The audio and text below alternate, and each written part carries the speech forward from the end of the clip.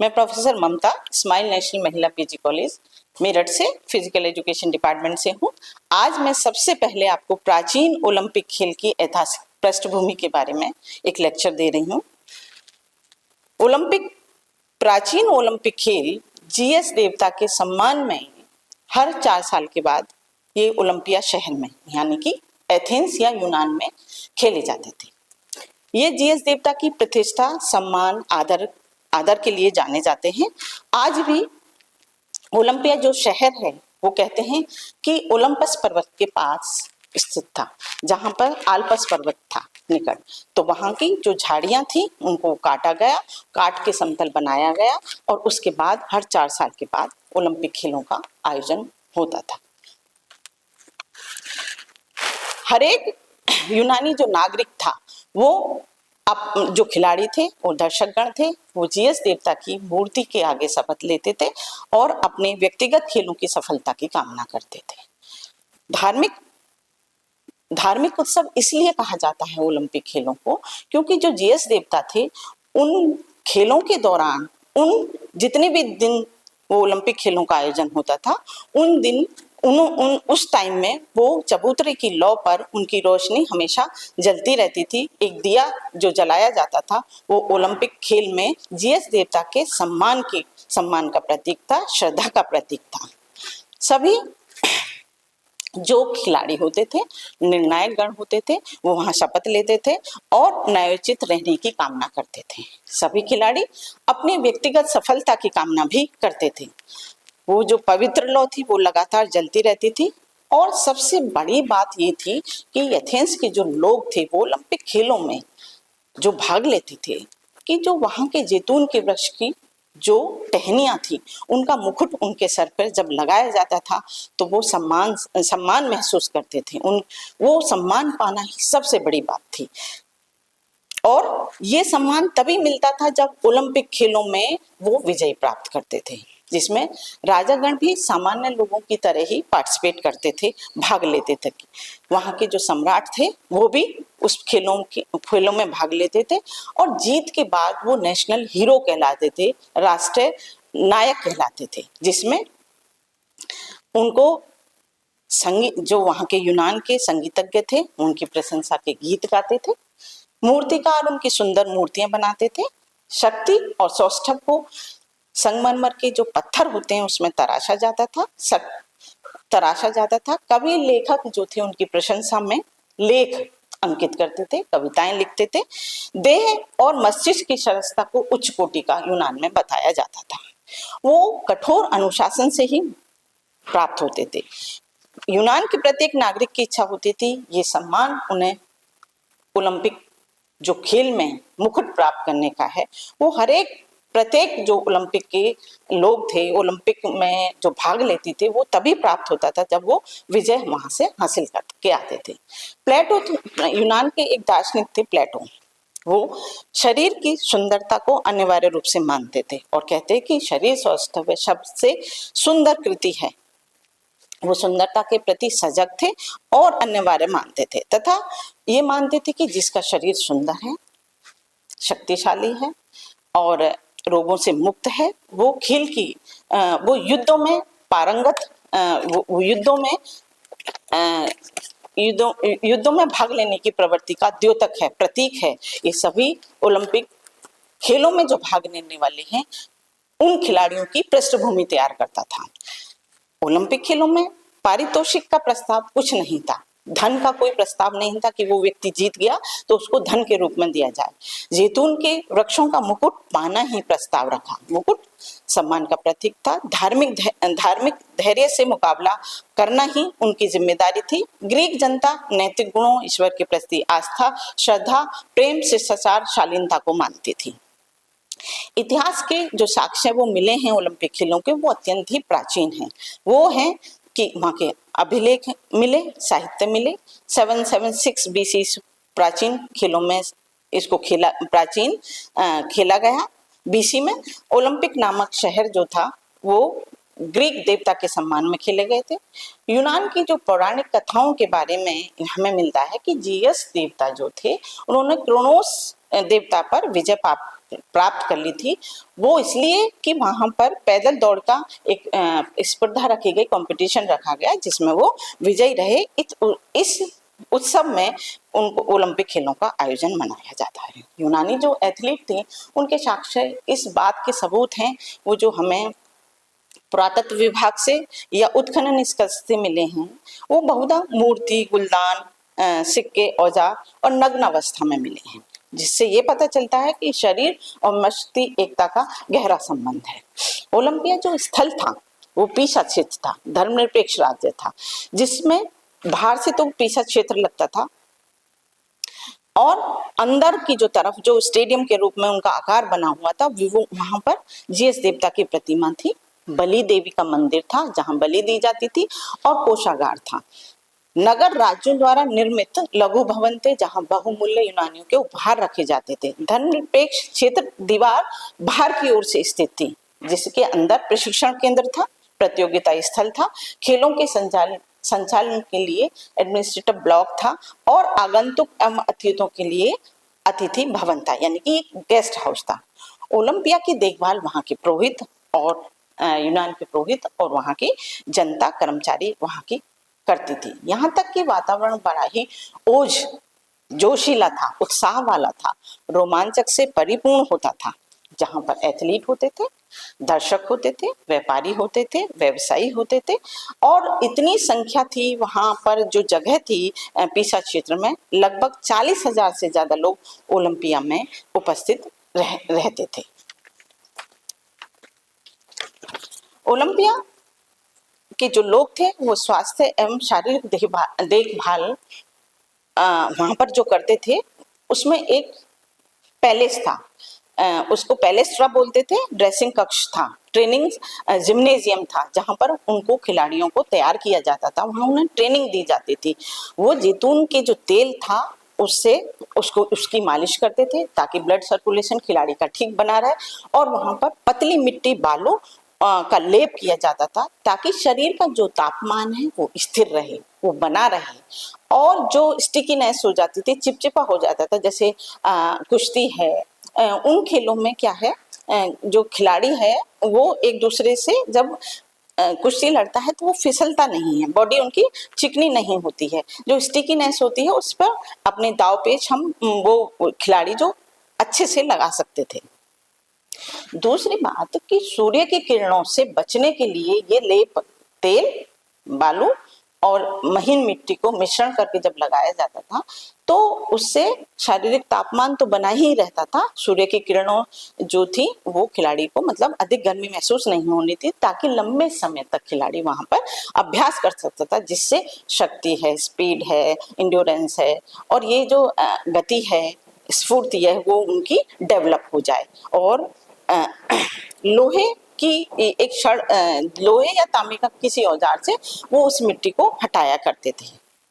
Olympic में जो प्राचीन ओलंपिक था उसमें खेलों में भाग लेने की नियम थे। ये नियम थे कि केवल पुरुष एथलीट खिलाड़ी ही भाग लें, वो ग्रीक के मूल निवासी होने चाहिए, इन खेलों में विदेशी लोग भाग नहीं ले सकते थे और दास लोग भी भाग नहीं ले सकते, सर्वश्रेष्ठ ही भाग ले सकता था। 10 महीने का प्रशिक्षण प्राप्त उनके जो एलिस जो उसमें पैलेस्ट्रा में होता था, वहां पर एक सर्टिफिकेट दिया जाता था, तो वो प्रशिक्षण अनिवार्य रूप से उनके पास होना चाहिए। 4 सप्ताह पूर्व एलिस शहर में एक उन जिन खिलाड़ियों ने 10 महीने का प्रशिक्षण प्राप्त करा है उनका सिलेक्शन वहां होता था, यानी कि एलिस क्षेत्र में सबको आमंत्रित किया जाता था। अंतिम चयन यही था एलिस शहर में, उसके बाद ही वो ओलंपिक खेलों में, प्राचीन ओलंपिक खेलों में एंट्री पा सकते थे। दूसरी बात, ओलंपिक शहर जो ओलंपिया था शहर था यूनान में, वहां पर धोखेबाजी और दंड देने का प्रावधान भी मौजूद था। जो लोग अनऑथराइज तरीके से उन खेलों में भाग लेते थे तो उन्हें दंड के रूप में पैसा देना पड़ता था, धन देना पड़ता था, जो कि उस जिम्नेजियम और पैलेस्ट्रा की देखभाल में खर्च होता था। जो और एक सजा उन्हें ये भी दी जाती थी कि जो खिलाड़ी बेईमानी या धोखे से विजय प्राप्त करते हैं और मुकुट का जो जैतून के वृक्ष का जो मुकुट हासिल करने की को प्राप्त करने की कोशिश करते हैं, तो जिस गलियारे से वो होकर गुजरते थे वहां पर जीएस देवता की मूर्तियां लगाई जाती थी और उन्हें इस बात को याद दिलाया जाता था कि आपने अनऑथराइज तरीके से खेलों में भाग लिया है। उनको शर्मिंदगी ताकि महसूस हो, आने वाले भविष्य में वो ऐसी गलती ना करें। दूसरी बात, जो उन्होंने ओलंपिक खेलों के दौरान शपथ ली थी उसको भी उन्हें याद दिलाया जाता था। अब महिलाओं की भागीदारी की बात रही या महिलाओं के खेलने की बात रही, तो ये जो टॉपिक है, ये जो एक सब टॉपिक है, ये बड़ा ही इंटरेस्टिंग है, बड़ा ही रोचक है। पहले जो महिलाएं, उन्हें खेलने की तो अनुमति होती ही नहीं थी, उन्हें देखने की भी अनुमति नहीं होती थी, लेकिन ये माना जाता है कि देवी जो हेरा थी, उन्होंने दौड़ में सबसे पहले भाग लिया। दर्शकों के रूप में महिलाएं फीस्ट ऑफ डेमीटर, एलिफेस नदी वहां पर थी जो यूनान में ओलंपिया के शहर के पास थी। ये कहा जाता था कि जब ओलंपिक खेल हो रहे होते हैं तो 5 घंटे के होने के बाद ही वो महिलाएं वहां अंदर आ सकती हैं। दूसरी बात, एक यूनान में एक व्यक्ति हुए जो ओलंपिक खेलों के दौरान जैतून के वृक्ष या मेडल हासिल नहीं कर पाए थे। उन्होंने उनकी बड़ी इच्छा थी कि उनका बेटा ओलंपिक खेलों में भाग ले, लेकिन अपरिहार्य कारणों से उनकी किसी वजह से डेथ हो गई और उन्होंने अपने बेटे को छोड़ के वो जब चले गए तो उनकी माँ ने उनको कोचिंग दी, और कोचिंग जब दी तो उसने दिन लगातार करके उसकी मदर और उस बेटे ने लगातार कोचिंग करी और कोचिंग करने के बाद वो ओलंपिक खेलों में उन्होंने एंट्री पाई। जब वैसे तो महिलाओं को देखने की कोई अंदर एंट्री ही नहीं मिलती थी, और जब वो खिलाड़ी वो प्रदर्शन कर रहा था, मुक्केबाजी का वो खिलाड़ी था, अगर प्रदर्शन कर रहा था, तो जिस दिन उनके बेटे का प्रदर्शन हो रहा था तो उस महिला ने किसी तरीके से वहां एंट्री वो देखने के लिए दर्शक के रूप में वो वहां बैठ गई। लेकिन उन्होंने क्या करा कि वो जो एंट्री पाई वो किसी पोशाक, ऊपर से कोई पोशाक जैसे बुर्खा टाइप पहना उन्होंने, और वो अपने बेटे की प्रदर्शन देख रही थी। जैसे ही उनके बेटे ने विजय प्राप्त करी मुक्केबाजी में, तो वो महिला खड़ी हो गई, खुशी के मारे झूम उठी और उसने अपने बेटे को जाकर दौड़कर गले लगाया, माथे को चूम लिया, जिससे ये पता चला कि एक महिला इस विश्व की सबसे सुंदर कृति है जिसने अपने बेटे को ओलंपिक खेले। लेकिन दंड के तौर पर, प्रावधान के तौर पर उस महिला को कोई दंड नहीं दिया गया, क्योंकि उसके पिता भी ओलंपियन थे, उसके पति भी और उसका बेटा भी। तो ये इन महिलाओं की भागीदारी बहुत बाद में हुई। प्राचीन ओलंपिक खेलों में विभिन्न खेल खेले जाते थे, जैसे अश्व दौड़ स्पर्धाएं 192 मीटर की और 384 मीटर की और 3840 मीटर की। आर्मर दौड़ थी, ये एक हेलमेट और टांगों पर ये एक गार्ड पहन के खेली जाती थी। कुश्ती जो थी एक प्रतिरोधक क्षमता वाला खेल था, जो 3 बार पटकने के बाद ही अपोनेंट को विजयी होती है। मुक्केबाजी भी एक प्रतिरोधक खेल है, जिसमें ही होता था कि प्रतिरोधी जो खिलाड़ी है, अपोनेंट जो है हमारा, जब तक हार नहीं मानेगा तो मुक्केबाज जो क्या है ग्लव के माध्यम से, और उसमें लेदर की ग्लव पहनता था और उसके अंदर जो अंगूठों पर वो तांबे के कुछ टुकड़ों का इस्तेमाल करता था। पेनिट्रेशन एक गेम था जो मार्शल आर्ट था, जो ऑल फोर्सेस के लिए जाना जाता था। मुक्केबाजी, जिसमें मुक्केबाजी और कुश्ती भी शामिल था। चक्का फेंक था, वो एक कांसे या लोहे का बना होता था, लड़कों के लिए ज्यादा वेट का था, लड़कियों के लिए कम वेट का था। लंबी कूद होती थी और भाला फेंक होता था। लंबी कूद में क्या होता है, रनिंग एक जैसे 30 मीटर दूरी हम भाग सकते हैं, रनर अप लेकर एक पैर को उठा के फिर दोनों पैरों को साथ रखना होता था, जो कि एक जो पिट होती है उसके ऊपर। भाला जो था एक लकड़ी का होता था, उसमें क्या है बीच में लेदर का या रस्सी का वो बना होता था, नुकीला होता था, तो उनको इस तरीके से उसको फेंका जाता है या रनर लेकर भी फेंका जाता है। घुड़सवारी जो थी, घुड़सवारी कई तरह की थी, इसमें 4 घोड़े भी होते थे, 2 घोड़े भी होते थे, और उसमें क्या था कि एक राइडर के तौर पे भी होती थी, जिसमें महिला नगर के ओलंपिक विजेता बन सकते थे। मुख्य रूप से ये 3 स्पर्धाएं थी।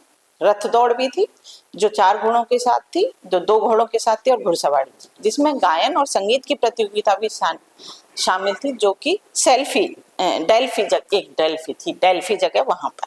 पार्थन खेलों में सारंगी का भी एक वो होता था, प्रतियोगिता होती थी। बांसुरी अलग होती थी, बांसुरी का गायन के साथ प्रतियोगिता अलग होती थी। कविता होती थी, नाटक होते थे। ओलंपिक खेलों का जो आयोजन है वो जुलाई से अगस्त माह से शुरू हो जाता था। पहले शुरू में 1-2 दिन हुआ करता था, लेकिन जैसे जैसे वहाँ के ओलंपिया के जो नगर के निवासी थे, जैसे जैसे खेलों में इंटरेस्ट, रुचि रहने लगे, अपने आप को बलशाली बनाने के लिए वो ट्रेनिंग करने लगे और पार्टिसिपेट करने लगे, तो वो 5 दिन के लिए ओलंपिक खेलों का आयोजन किया जाने लगा। बसंत ऋतु में राजदूतों को एक आमंत्रण पत्र सूचना भेजी जाती थी। धर्म युद्ध विराम उस समय घोषित कर दिए जाते थे और संपूर्ण ग्रीष्म में लगभग 1000 वर्ष पूर्व तक ये ओलंपिक खेलों का आयोजन हुआ। इन दौरान बहुत फेरबदल हुई उन खेलों में।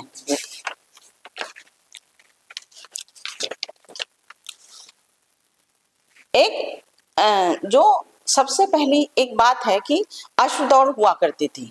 अश्व दौड़ में क्या थी, व्यक्तिगत उपस्थिति आवश्यक नहीं थी वहां पर ओलंपियाड में, तो वो अपने जो क्या थे, घोड़ों को दे दिया था। अश्वसवार का आना, वहां पर उपस्थित होना नहीं अलाउ नहीं था, लेकिन घोड़ों को दे दिया जाता है। ये प्रतिस्पर्धा स्त्रियों के लिए थी, क्योंकि जो धनवान स्त्रियां होती थी वो उसका आयोजन करवाती थी। 4वीं शताब्दी में राजकुमारी हुई जिनका नाम एक स्पार्टा काल में काइनिस्का थी। इन्होंने क्या करा, ये जो अश्व सवारी या अश्व दौड़ थी, ये धन पर आधारित थी। ये जो उसकी राइडर की क्षमता पे डिपेंड नहीं करती थी। इन्होंने क्या था, काइनिस्का ने 2 बार गोल्ड मेडल जीता और अपने घोड़ों की मूर्तियां बनवाई और ओलंपिया शहर में स्थापित किया। दुनिया भर में काइनिस्का की प्रसिद्धि बढ़ गई। काइनिस्का की मृत्यु के बाद उनके नाम का एक मंदिर बनवाया, वो जो कि नायिका के रूप में उनको दर्शाया गया। ओलंपिक खेलों में बात आती है पुरस्कार की। 3 पुरस्कार दिए जाते थे। प्रथम gold medal, silver medal, bronze medal. ये लाल ऊन का जो फीता होता था उसका हाथ में बांधा जाता था और माथे पे बांधा जाता था, जो कि विजय का प्रतीक होता था, जिसे टैनिया कहा जाता था। नगर में उनका हीरो की तरह सम्मान होता था। विजेताओं का शेष जीवन के लिए सुविधाएं उनको दी जाती थी। अब बात आती है कि ओलंपिक खेलों का जो अंत था वो कैसे हुआ। प्राचीन ओलंपिक का जो अंत है वो सम्राट रोम ने यूनान पर आक्रमण कर दिया पहली बार। जो वहां के राजा थे थियोडोसिस, उन्होंने वहां पर आक्रमण कर दिया और जो ओलंपिया शहर था उसके पास आल्पर पर्वत था, वहां पर क्या है, भूकंप आने से, जब भूकंप आया तो वहां पर जो आल्पस पर्वत की जो पहाड़ियां थी वो भूकंप आने से तहस नहस हो गई। इसलिए माना जाता है कि ओलंपिक खेलों का जो आयोजन है वो वहां से बंद हुआ। पहला कारण तो था कि थियोडोसियस ने आक्रमण कर दिया, रोम के शासक ने। दूसरी बात कि वहां भूकंप आ गया, इस वजह से ओलंपिक खेलों का जो आयोजन था वो हमेशा के लिए समाप्त हो गया। ओलंपिक जो खेल है वो प्राचीन सभ्यता की देन है, यूनान की सभ्यता की देन, जो कि वहां की संस्कृति, वहां की जेस देवता की श्रद्धा, वहां के लोगों का सम्मान और वहां पर जो नैतिक मूल्यों को पनपने का एक आगाज शुरू हुआ, एक सामाजिक गुणों को विकसित करने का माध्यम शुरू हुआ, वो प्राचीन ओलंपिक से ही हुआ था। प्राचीन ओलंपिक की जो कहानी है बहुत तरह तरह की है। जैसे जैसे साहित्य मिलता है, हम उसी तरीके से ओलंपिक खेल को दर्शाते हैं, बताते हैं। और आज का टॉपिक यहीं खत्म होता है। Thank you.